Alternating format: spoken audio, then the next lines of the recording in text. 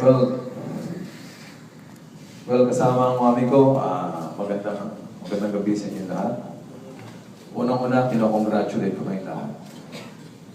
Dahil sa totoo lang, last night ngayon, supposed to be meron akong entrance fee.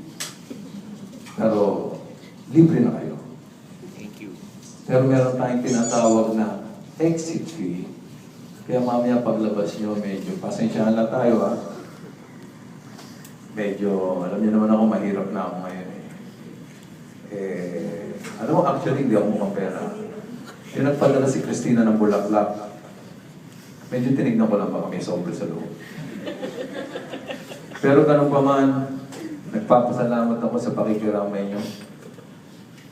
Pero mas mararamdaman ko yan kung medyo dadagdagan niyo ang bulod niyo. Mas mapipil ko yan. At alam niyo kasi, actually, kaya nga di ba? Mahal ang cremation ngayon.